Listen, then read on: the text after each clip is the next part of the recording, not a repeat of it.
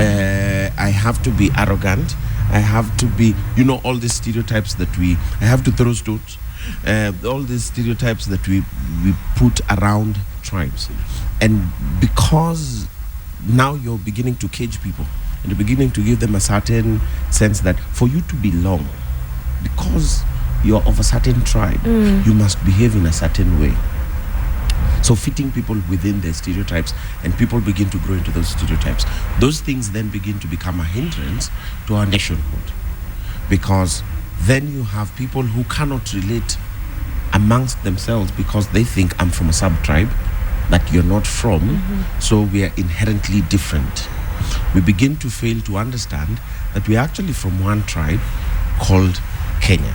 Now, if there is any stereotyping that we need to do, then we need to do it at a national scale and say, because we are Kenyans, we love one another, we always support one another, we celebrate success, all these values that we would want to be associated with being Kenyan. Okay. Sonia, would you say there are positive elements? Because, for instance, if we say those are really brilliant people and everybody just grows up wanting, to measure up, to be like their tribesmen or their community members.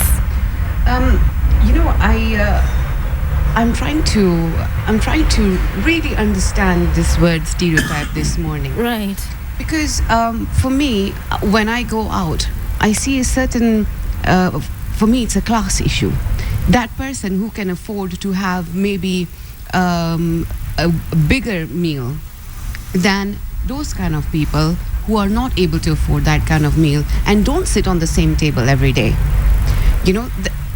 And in fact, if I take it a step further, if you own that iPhone, what I'd like to know is, can you share that iPhone with me? Right? This is the problem here is, forget about the stereotyping, it's we aren't able to mix with each other. If you find a group of friends who are, say, maybe who only go to a bar across the road and don't go to Panari for instance, you won't find them mixing with each other, not because they can't afford it, perhaps they can't even get along with each other. So for me, it's not only about a cultural issue. And if we talk about a cultural issue, let's break it down to the fact that after what happened at the West Gate, I was amazed to see Kenyans coming together. I didn't hear at that point in time people saying, this is a Muindi, we can't work with them, or this is an African, or this is a Kikuyu, or my blood cannot be used exactly. after I donate it. That was totally out of the window. And then when we look at that, we actually wonder, how long will it take before I go back to my home and start stereotyping again? Yeah, to the comfort zone. Yes. So I think I'm going to drop that question to you. Well, you see, and now that you bring in the Westgate element, you see what tragedy does, or such crisis does, is it pushes everyone out of their comfort zone. So it is no longer about what is the easy path.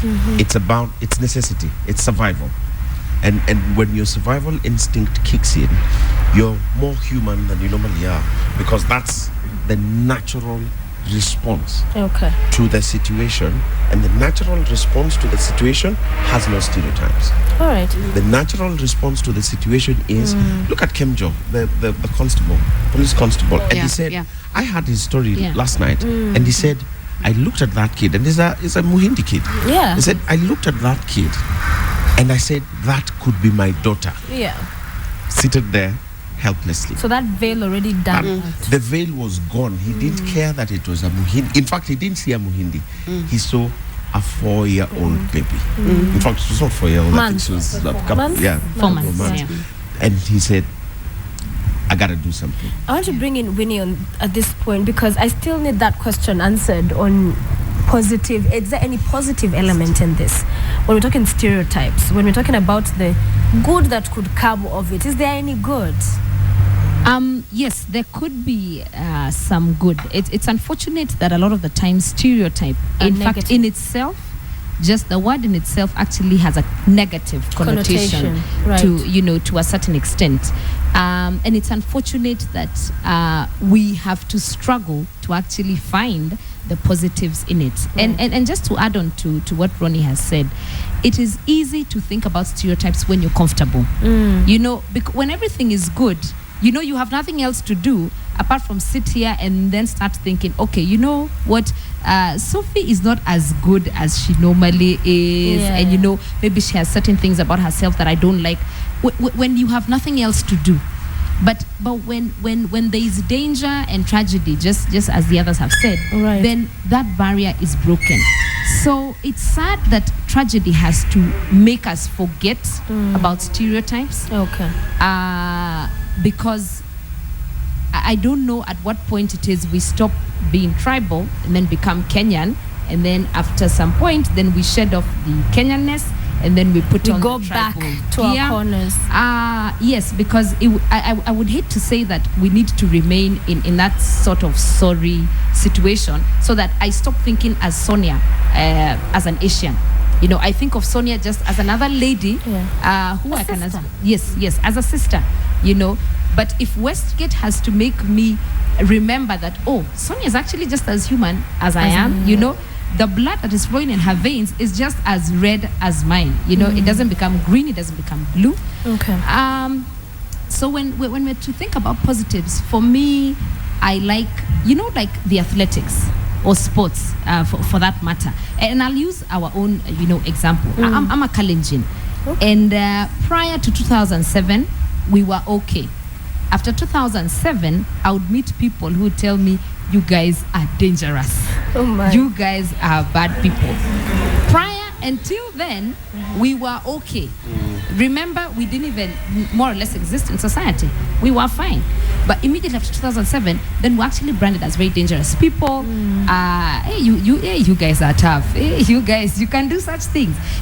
So, but then when the athletics shows on TV. Now, remember for us guys, we have watched this thing. I mean, since I was a child, we don't miss it. We will go to the stadium. Yes, we will go everywhere just to watch it. At that point, people don't think about those people running as Kalenjins. We look at them as Kenyans. Yeah. Whereas, and for the rest of us Kalenjins who will faithfully go to the stadium, I mean, the same way, Luos will go and cheer Gor Mahia day in, day out. Whether they lose, they don't make it, they will be there. Okay. The same thing. So you'll find a certain tribe. So you when you go to the stadium, like when there's the athletics, just the normal Kenya championships, you don't find other people there. But when we're running in the Olympics or in Daegu in South Korea, all other Kenyans are watching. So rally around them. Yes, to rally around them.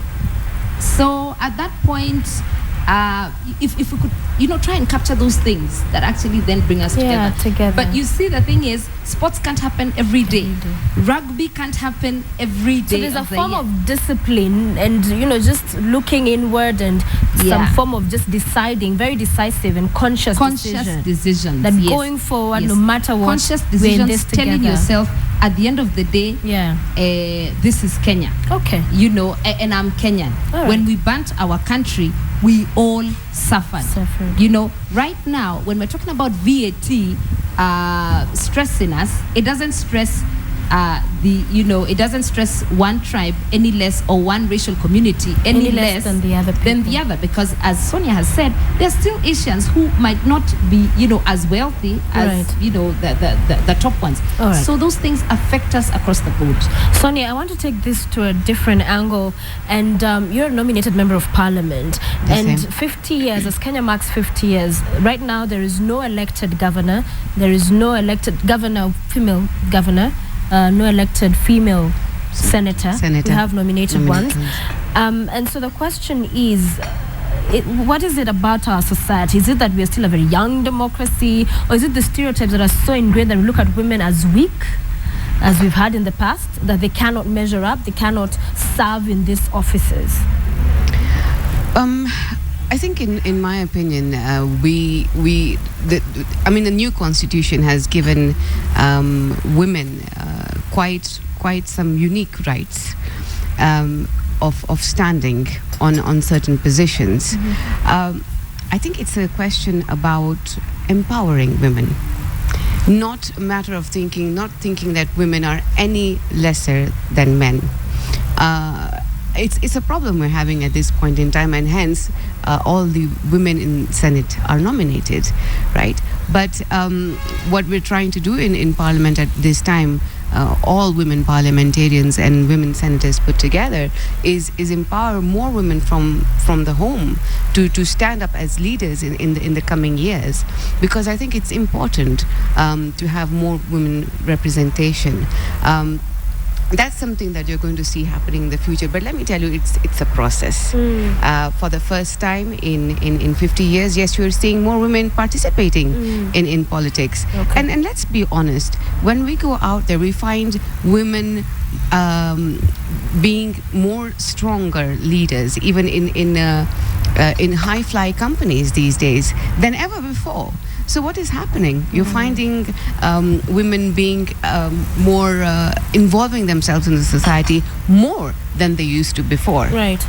And I can just say, well, we have to do this together. Yeah. Yeah. I like that you say we have to do this together, and it will take time, because the challenge is not only about the stereotypes and people thinking women are like this, but it's also on the women not letting it get to them and coming out and standing for this, vying for these elective positions. Absolutely. In fact, one of the things, and as I hear Mheshimiwa here speak, one of the things that I think has happened is, as we had said before, that stereotypes push people into boxes because you want to fit, you want to belong, you want to and I know professional women who struggle to get out of that stereotypical, perception of women at all.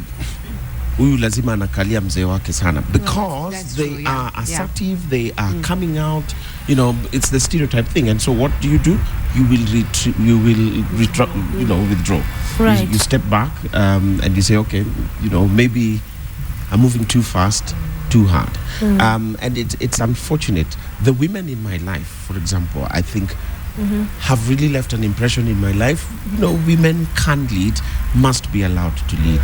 Starting from my grandmother, who was a matriarch of the family, held the entire family together. My mom, who's one of the most industrious women I know.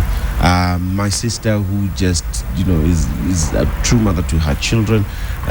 My wife, who just doesn't give a damn that I ran for deputy president and keeps me in check. And my beautiful daughter, who's just an extremely strong personality. I think she'll make president before I do. But the women in my life, for me, are a perfect example that women have their place in society. They have their space. They need to claim that space, because stereotypes pushes you into a place where you don't belong. You need to then do a self-discovery and step out. And we're looking up to women leaders like yourselves, Right. to actually just set an example to my daughter and to all the other women in this country that don't be stereotyped, don't be put in that box. Step out. And recently we've seen the lawmakers talking about expediting the removal of refugees from the country. Whilst we know it's a process that was to continue, but this desire or this pursuit to have it done faster, and what they're saying is that for fear that terrorists are harbored in these camps. So in themselves now seeing leadership again, raising the bar in terms of these stereotypes and profiling of this particular group of people. Whilst, yes, there are positive arguments to them going back to their countries, but these new calls following the tragic incident at Westgate being viewed as, just making matters worse in terms of classifying these people as perhaps the terrorists that we see attacking Look, us. I think it's very unfortunate. You have ethnic Somalis who have done a fantastic or made fantastic contributions to this country. Look at Aidan Mohammed, for example. And we can call them out one by one. Right. It does not mean that because you're ethnic Somali, you're a terrorist. Right. And I think it is a very unfortunate move by the legislature or the National Assembly to make these calls. I think it is again the easy way out to say, look, we have Get them out now. Get them out. We have this problem. Get them out. It does not fix the problem, Okay. because it's the easy way out. Right. Well, Sonia. I think I beg to differ with you there. One of the main reasons why this call has been put there is because, first of all, let me tell you, nobody wants to be called a refugee, right? Nobody wants to be branded a refugee. you are a refugee on a certain status. But the fact is that there's certain people out there who will maliciously use that refugee status and hide under a veil, and hence that fear from other people. You see, so now there we are stereotyping as well. But what we're trying to do is to reduce this problem. And in order to reduce this problem, it's like, okay, you might say it's like finding a needle in a haystack. But really, if we start somewhere, we'll get somewhere. But you see that the calls now come after Westgate, more calls and saying Absolutely. that perhaps terrorists are being harbored in this. So the call is different from, yes, they should go back home, there's positive elements to it, but to now attach it to terrorists are hiding in these camps. And again, with all due respect to Mheshimiwa, I understand the problem around refugees and why we actually need to fix this problem. It's not a Kenyan problem, it's a global problem. We need to work with the United Nations to ensure that the number of refugees globally is reducing. The camps at Kakuma and Dadaab, I think, we need to do something about it, certainly. But it is not sending all of them back, because you have genuine people who have genuine refugee status because of genuine concerns back at home. And Kenya has been lauded across the world in global fora for being one of the countries that is always willing to step up and take in refugees. Let's bring in Winnie on this. Yes, I think I have varied opinions on both, because yes, these are not people who are here by design, by their choice. They are here because of certain, circumstances beyond their control. But then also going to the calls of having them repatriated back home.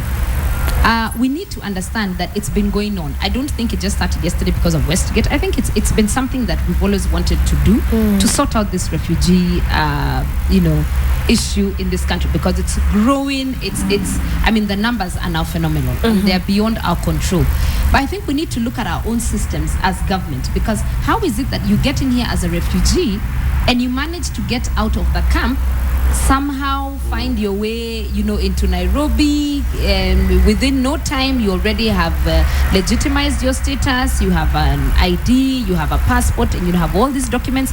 We need to look at our own systems. And for me, I think before we start saying these people go back home, let's look within ourselves, because hata Waswahili wanasema kikulacho kinguoni mwako. Absolutely.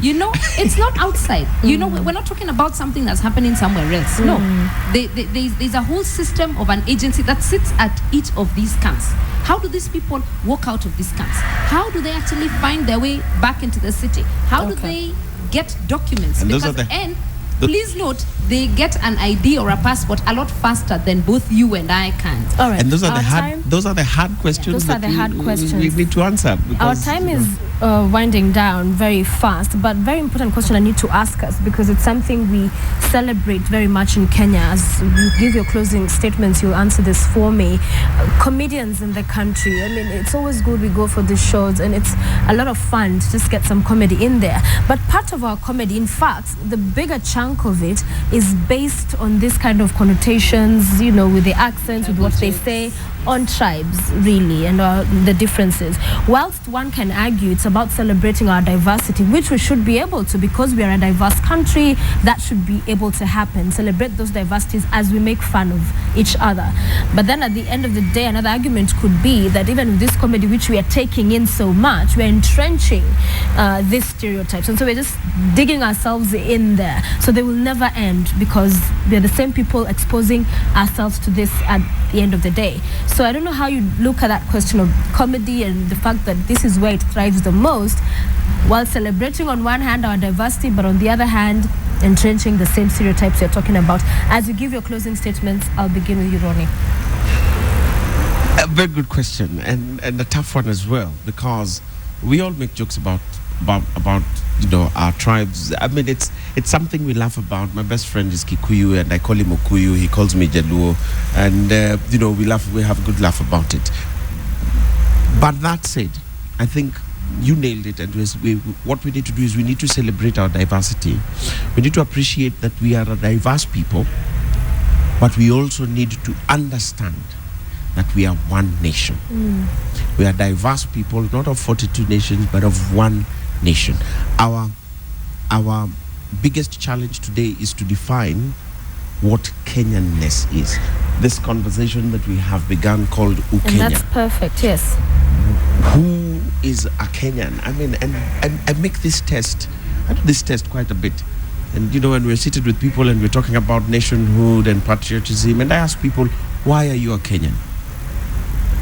People struggle to answer that question. Other than the fact that we sit within the same borders, we are governed by the same administration, we sing the same national anthem, it is very difficult to pin down why we are Kenyan. And at such a time as this, at this moment of the country's history, when we're celebrating 50 years, I think we have a perfect opportunity to redefine and revisit those fundamentals and ask ourselves, what unites us? What makes us Kenyan? Because, you know, and sometimes I think about our journey in history and I say, you know, like Jericho, God is probably just breaking down the walls of Jericho of Kenya so that we can find our space and rebuild. And say, you know, let's start from scratch and let's say what makes us Kenyan, so that when we walk out of this place, I will look at you as a Kenyan before I look at you as a woman or any other thing. Excellent. Thank you. Excellent way of closing. I'll start by saying there is unity in diversity. That is the only way forward. And I'll give you a little example. I am a Punjabi. That is my ethnic tribe. Right. And there is a very famous writer in India called Khushwant Singh. And he has written very many joke books. He writes that, first of all, you know, Punjabi people, they're very funny people in all of India. In fact, people make more fun of Punjabis than any other tribe. Okay. And he starts by saying that we are very funny people, but guess what? We don't know how to laugh about ourselves. And he always says, know yourself first. And I've learned something from that. Because before I start stereotyping people or looking at other people, I always think it's important to know about myself first before I start judging somebody else. And now we are in a new Kenya, right? We have a new constitution. We've just come out through just fresh elections, where the whole world was looking at us through a microscope, just trying to see, watch us making a mistake, like Kenyans always make mistakes, you know. But let me tell you, being a Kenyan is one of the most best thing in the whole world. You find a Kenyan today living in America or living in Canada or in any part of the world, you just find them very loving, warm, loving people, and that's what a Kenya is. I think we should appreciate that. Yes. And I think we should embrace being Kenyans, and let's move on. All right. Excellent. Thank you. Finally, Winnie. I like the thing you brought about comedy. I mean, even recently, while I was watching one of those shows, I actually asked myself, is all our comedy just based on our tribal jokes, you know, and fun that we make from each other's tribes? I found that rather sad, because we need to be able to, you know, have comedy or crack jokes about other things that happen. It's unfortunate that, you know, every person who's standing up there to do stand-up comedy is actually imitating, you know, one tribe. Right. But having said that, and just to wrap up what everyone else has said, I would like us as Kenyans, you know, even if it's just to take a day, you know, or even, you know, 2 days. Of course, we could start with a day, because we just need to just start with just one day, not think about your tribe or not think about whatever other connotations that come around with you. Because the issue of class or professional or gender, sometimes even, in fact, the gender one, we've managed to kill that one, you know, so to speak. I think the women have actually come out very, you know, quite loudly to say that we are here, we're going to take up this space. You're going to see us, and we're not going to be, you know, seated on the back row. We're going to be at the front. So the gender one, we have managed to kind of work around it. But the tribal one still seems to eat us, you know, like a bug. So, you know, so if as Kenyans, we could maybe just start one day at a time. let's not think about, the tribes that we come from. Let's not think about all those communities that we come from. Let's wear on the Kenyanness that is there. And I really don't have to wear, to dress in the full flag regalia for me to feel that I'm Kenyan. Yeah. I know there's different people have decided, wear a wristband, wear a lapel pin. Which is whatever not it bad. Yes, which is not bad. But you see, the thing is, it needs to start in your mind. Yeah.